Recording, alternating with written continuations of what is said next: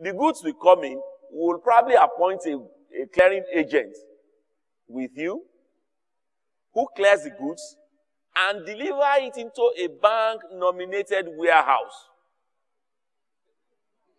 We like to control our money. So the first principle is when you want bank loan, you must be willing to accept control.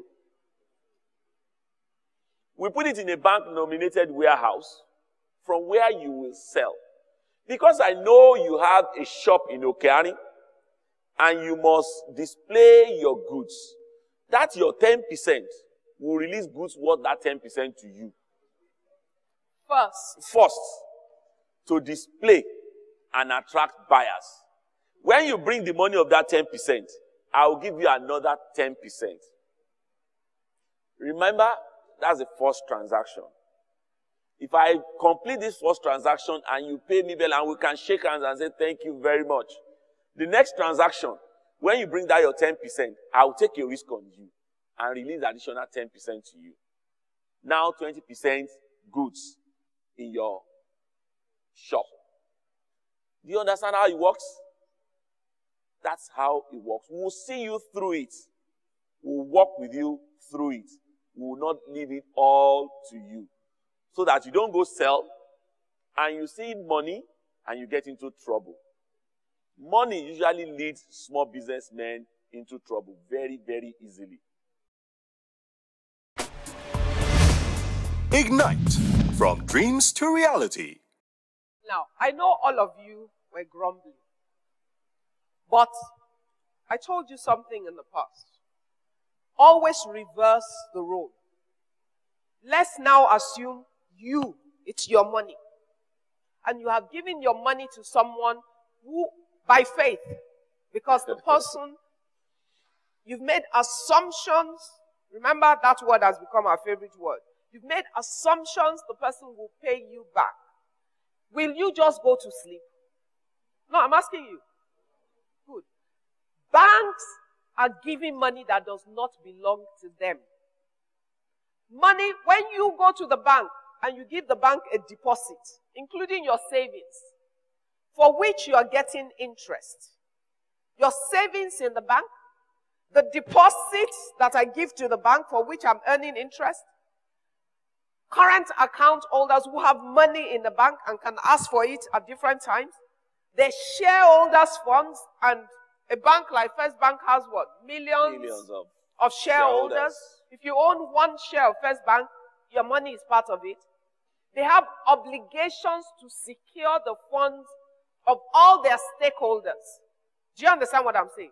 So, in a society where we've unfortunately damaged the element of trust because of bad behaviors in the past, you don't want to hear their side of the story.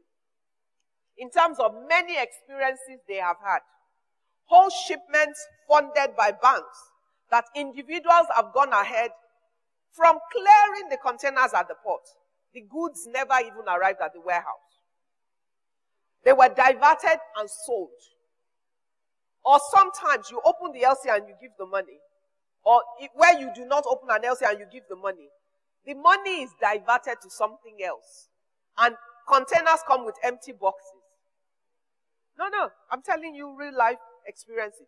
So you have to understand both sides. That's why I said to you, it's important to know how they're thinking.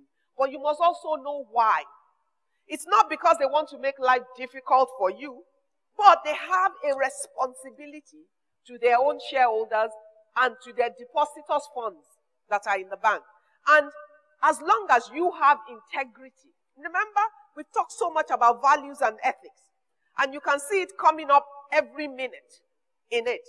As long as you have integrity, you don't have a problem. You understand why they're doing it, so sell the 10%, go back, pay the money, collect the next 10%. They're not going to sell your goods to somebody else. It is still yours, but they have to hold it because that's the only thing they have. In the situation where you have given them another collateral for their money, they will not control your stock. Do you understand what I'm saying? But in order to help a lot more people who do not have collateral to still be able to do business, is why they have created products like that. So you have to see the sacrifice on their side as well as trying to facilitate on the other side.